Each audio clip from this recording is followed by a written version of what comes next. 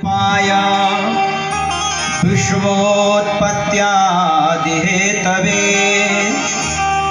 तापत्रय विनाशाय श्रीकृष्णाय वयं नुमः। श्रीकृष्णाय वयं नुमः। देखिए इसमें क्या कहा गया है कि जो सत्य चित आनंद स्वरूप हैं, जो विश्व की उत्पत्ति स्थिति और पालन करते हैं, जो जीव के तीनों प्रकार के दैहिक दैविक और भौतिक तापों को यानी दुखों को कष्टों को निवृत्त कर देते हैं, नष्ट कर देते हैं, ऐसे भगवान श्री कृष्ण को हम नमस्कार करते हैं। जिसका शाब्दिक अर्थ है। अब थोड़ा सा और देखिए, भगवान श्री हरि को यहाँ सत्य चित और आनंदमय कहा जा रहा है। सच्चिदानंदमय।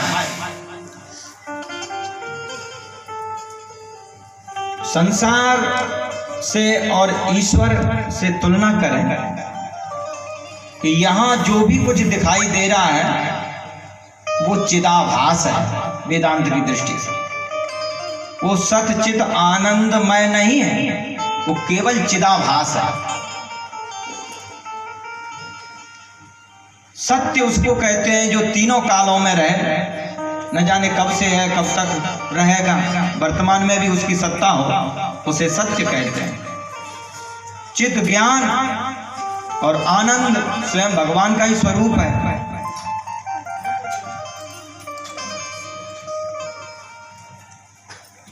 संसार में जो आनंद दिखाई देता है वो तो एक जैसे कोई सीख जो बोर दी जाए आनंद सिंधु में और उसका ही बिंदु एक छिड़क दिया जाए सभी जगह। जैसे कोई इत्र होता है और बहुत अच्छा इत्र हो और थोड़ा सा कोई उसका लेस मात्र भी सुगंधित दे देता है, इसी प्रकार उस अनंत अथाह आनंद सिंधु का एक बिंदु ही इस संसार में ऐसे एक लगता है कि माना कि संसार में आनंद है, उसी की सुगंधी मात्र है। जो आनंद सिंधु सुख राशि शीकर, वो सीख का जो जल है, शीकर त्रैलोक सुपास, तीनों लोग उससे ही सुगंधित होते हैं, आनंदित होते हैं। आनंद का सिंधु तो वो है जिन्हें कहते हैं सच्चिदानंद।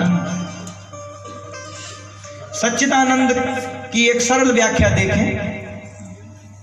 जैसे कि हमारा जो शरीर है, उन शरीर के प्रत्येक अवयवों के कार्य अलग अलग हैं। जो आंख कर सकती है वो कान नहीं कर सकता, नाक कर सकती है वो मुंह नहीं कर सकता, और भी शरीर के प्रत्येक अवयव यानी अंग के विभिन्न कार्य हैं, वो कार्य वही कर सकता है। परंतु जो भगवान श्री हरि का सच्चिदानंदमय बपू है, वो उनका प्रत्येक अंग प्रत्येक कार्य करने में सदा सर्वदा समर्थ है। और तो और अगर उनका अंग नहीं भी दिखाई देता है या नहीं भी है, वे धारण नहीं भी किए हैं, अगर निर्गुण निराकार रूप में, तब भी बिनु पग चलाए, सुनाए बिनु काना, कर बिनु कर्म कराए विधिनाना, आनन रहित सकल रस भोगी और बिनु वाणी वक्तावड़ जोगी। ये है सच्चिदानंदमय बपू, वो स्वामी तुलसीदास जी के अनुसार।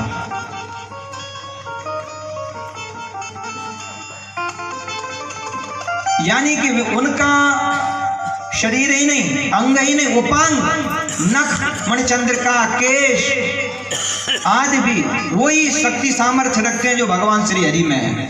और तो आयुध, उनके वस्त्र, और तो और छोड़िए उनके चरणों की धूलि में भी वही सामर्थ्य है जो भगवान श्री हरि में है। इसलिए तो हम कहते हैं कि राधे तेरे चरणों की पद धूलि जो मेरे जाए, क्योंकि उसमें भी वही शक्ति सामर्थ्य है जो उनमें है। श्री राधा रानी में जो शक्ति है वही उनकी चरणों की धूलि में है। बंदाओ गुरु पद पदम परागा, सुरुचि सुवास सुवस अनुरागा। तुलसीदास जी ने भी अपने गुरु के चरणों की, नखमर चंद्रिका की, धूलि की भी वंदना की, क्योंकि वो उनमें वही सामर्थ्य है, वो सच्चिदानंदमय है।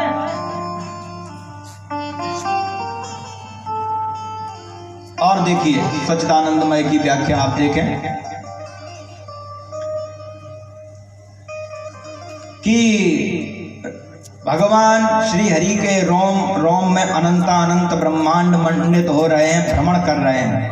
रोम रोम प्रति लागे कोटि कोटि ब्रह्मांड, एक एक रोमे में कोटि कोटि यानी करोड़ करोड़ ब्रह्मांड लगे हुए। वो अनंत ब्रह्मांडों में अनंत जीव भरे हुए हैं और उन अनंत जीवों के अनंत जन्मों के कर्म हैं। उन अनंत जीवों के अनंत जन्मों के अनंत कर्मों के जो फल हैं, वो जो जानता है और जो देने में सदा समर्थ होता है, उसे कहते सच्चिदानंद। और सरल व्याख्या देखिए, हमारे यहाँ ये जो गंगा जी हैं, ये जो आपके किनारे बह रही हैं, इनका जो द्रव है, जो जल है, वो ब्रह्मद्रव कहा गया है। ब्रह्मद्रव यानी कि भगवान के जो बपू हैं, वो एक तो निराकार है, जिसका भी वर्णन किया कि बिनु पग चलाए सुनाए बिनु कान, यानी कोई अवयव नहीं है लेकिन फिर भी सब कार्य करते हैं, उन्हें कहते हैं निराकार। और एक होते हैं साकार, जैसे हमारे श्री रामचंद्र जी श्री कृष्ण, जो साकार बाल्यावस्था से और हमारे साथ ही रहे, खेले बड़े। एक होते निराकार, निराकार ब्रह्म, साकार ब्रह्म और निराकार यानी जल रूप में, द्रव रूप में ब्रह्म। तो निराकार ब्रह्म ही भगवती भागीरथी का जल ही है, वो जल ही ब्रह्ममय है, सामान्य जल नहीं है। प्रत्यक्ष रूप से भी उसकी महिमा तो अलग है ही, स्वाद में, गुण में, स्थिति में। अब देखिए,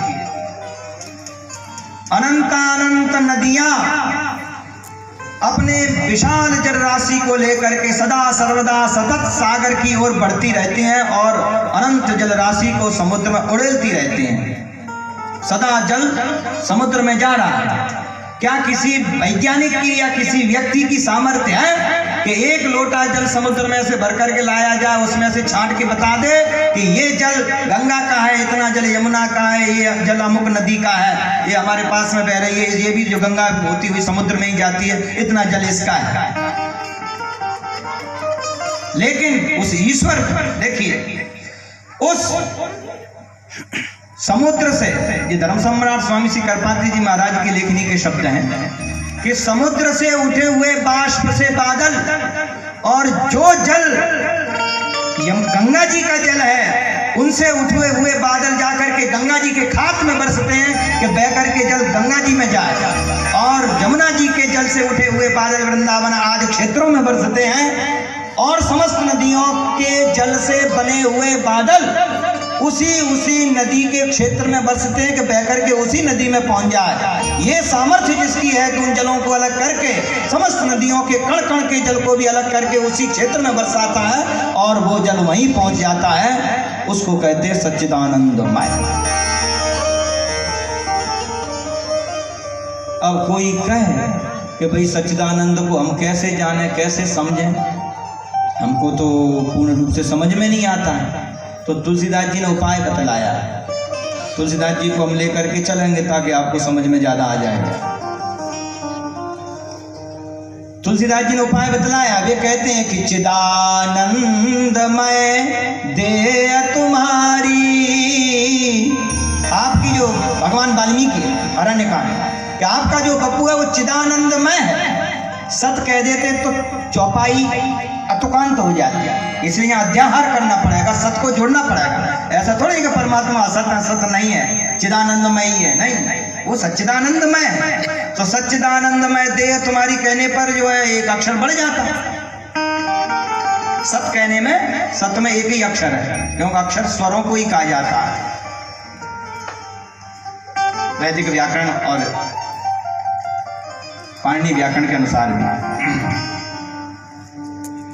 तो सत में एक अक्षर बढ़ जाता है, इसलिए लिखा हुआ है, कवि की कलम को इतनी छूट दी गई है शास्त्रों में कि अपि मासम मसम कुर्यात् छंदो भंगम न कारयेत्। मास कहीं लिखना है, मास माने उड़द होता है, मास माने महीना होता है, तो वो मास, उड़द माने तो मास मूर्धन्य सकार, तो मास को मस लिख दो, आप बड़ा मत करो, एक मात्रा बच जाएगी। अगर छंदो भंगम न कार्य, पर चौपाई या कोई छंद है तो उसकी तुक मत बिगाड़ो, लय मत बिगाड़ो, अतुकांत मत करो। तो इसी दृष्टि से यहाँ चिदानंदमय लिखा है तुलसीदास जी ने। तो चिदानंदमय देय तुम्हारी, वे कहते हैं प्रभु आपका जो बपू है, लीलामय बपू भी, जिसको कहा जाता माया मनुष्यम हरिम, मायामय है। कुछ लोग कहते हैं कि भगवान का बपू तो मायामय है, वो नहीं, वो माया से आपको दिखाई दे रहा है, वो माया है केवल। उनका बपू ऐसा नहीं है कि जैसे हमारा शरीर रक्त मज्जा वसा मांस अस्थि मेदा शुक्र और स्वर्ण से बना हुआ है, ऐसा इन सप्त धातुओं से बना हुआ जो है भगवत बपू नहीं है। वो तो चिदानंदमय देह तुम्हारी। तो भाई इसको समझेंगे कैसे चिदानंदमय बपू को? बोले विगत विकार जान अधिकारी, जिन्होंने अपने विकारों को नष्ट कर दिया है, विकार जिनमें नहीं है वे ही इसके जानने के अधिकारी हैं। विगत विकार जान अधिकारी, तो ये भगवान का सच्चिदानंदमय बपू है। तो भैया इतनी सुंदर व्याख्या आप कर रहे हैं कि सच्चिदानंदमय है, तो ये करते क्या है? हमें क्या करते हैं वो? बोले विश्वोत्पत्त्यादि हेतवे, विश्व की उत्पत्ति, स्थिति और प्रलय जो करते हैं उनके लिए नमस्कार। तो इस संसार को वे ही बनाते हैं और वे ही इसका पालन करते हैं और वे ही अंत में संहार कर देते हैं। और जीवों के समस्त प्रकार के दैहिक दैविक भौतिक शरीर के द्वारा होने वाले, देवताओं के द्वारा होने वाले कष्ट और प्राणियों के द्वारा भौतिक कष्टों को जो जीव झेल रहा है, उन सभी का अपनोदन कर देते हैं, नष्ट कर देते हैं, उनका व्यावर्तन कर देते हैं, खत्म कर देते हैं। संसार में जो भी दुख है, उन दुख का अपनोदन करने वाले, नष्ट करने वाले केवल भगवान श्री हरि ही है। भगवान श्री हरि के नाम लीला रूप है ना, गुणों के अलावा और कोई संसार में नहीं है जो जीव के दुखों का छेदन कर सके। इसलिए तापत्रय विनाशाय श्री कृष्णाय वयम नमः। श्री कृष्ण, श्री से अर्थ लेते हैं भगवती श्री राधा रानी, श्रिया सहिता कृष्ण, श्रिया सहिता कृष्ण, श्री कृष्ण। भगवती श्री जी के सहित भगवान श्री कृष्ण को वयम नमः, हम सब मिलकर के नमस्कार करते हैं। भगवान सुखदेव जी का भी वंदन किया गया।